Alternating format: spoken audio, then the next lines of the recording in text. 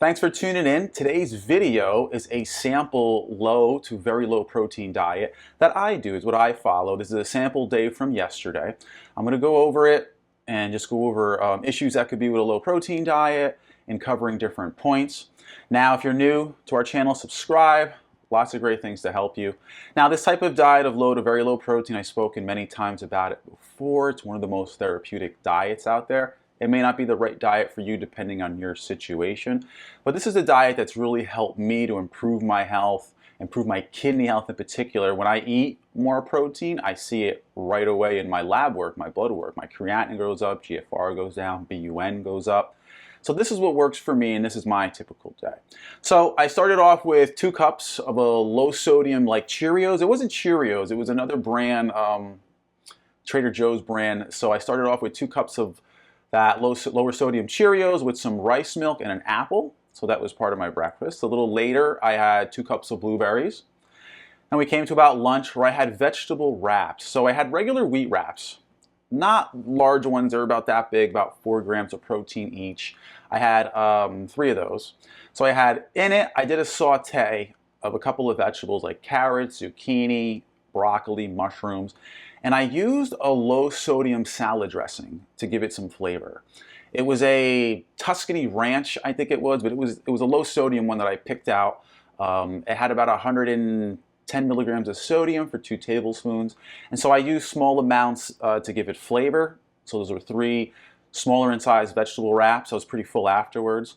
A little later in the day then, I had a piece of bread with no salt butter. Okay, it was a lower sodium, lower protein bread. It was about 4 grams of protein each. I also had an orange. Later on that day, I had a Cliff Bar. Cliff Bar is kind of like, it's like a meal replacement bar. You'll find it everywhere. It's not bad. It's not the best for kidney disease, but it's not bad. It doesn't have a lot of sodium. It's got about 9 grams of protein. Then later on, I had some buckwheat with broccoli. All right, buckwheat is kasha. Kidney friendly for the most part. Now with my diet, I don't have to watch potassium and phosphorus levels because they're really well controlled. So if that's an issue for you, you may want to modify things. This may not be the exact diet you want to follow because it's a little higher potassium. But just giving you guidelines of everything. I don't have to watch potassium, phosphorus. At night then, I had a little square, 2 squares of dark chocolate, about 70% high cacao content. I had a cookie. I don't even know what the cookie was, but it wasn't a healthy cookie. It was something at my in-laws, a little thin chocolate-covered cookie. Was not healthy, but I only had 1. After that, I had about 10 nuts with craisins, and then I had a couple crackers, no salt crackers. So that was my day. Now, that's a very low protein day. That's around 25, 30 grams of protein, which is considered a very low protein diet. Now, if you were doing a low protein diet, you can have more protein and you can add in other sources of protein. So one of the problems with this type of diet is over time you may become protein deficient. So in order to get your protein with kidney disease and so to support those protein levels, you can take an essential amino acid supplement or keto analogs of essential amino acids. I take essential amino acids on and off depending if I'm doing a very low protein diet for a while or if I just do low protein, which seems to keep my protein levels in order. So that's something you want to be mindful of if you're ever going on this type of diet. And in order to monitor that, we monitor it by your albumin in the blood work. Okay, it's ALBUMIN, that's albumin. Ideally, you should be 4.0 and above. So that's what we really like with kidney disease, 4.0 and above. If you're not at those levels, you can either eat a little bit more protein or take those essential amino acids or keto analogs of essential amino acids. Now, let's say one of the complications, you might feel hungry. Maybe you feel like you need more protein to have more energy.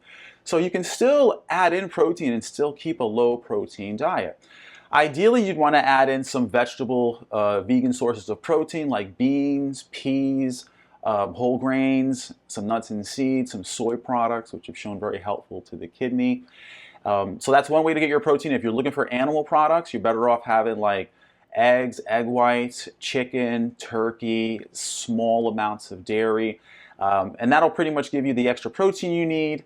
But you still can be low protein as long as you don't have a lot of that protein. Don't go for that big 8-ounce piece of chicken. Go for a 3 to 4 ounce. piece of chicken. So you'll make still good options, still low protein, still gonna help your kidney without being so aggressive as a very low protein diet. So thanks for watching, everybody. That's my typical day. I came in around that 25, 30 grams of protein. The potassium was still within a good range. Sodium was about 1,700 milligrams per day, so it's within a good range. So that's what works for me, and that's one option out there for people with kidney issues. It's not the only option, but it's definitely an option that you can try. And as I mentioned, you can add a little bit more protein and it'd still be low protein as opposed to very low protein. So thanks for watching, everybody. Check out all of our other videos. I hope you got some ideas to help your diet there and to your best kidney health. Bye.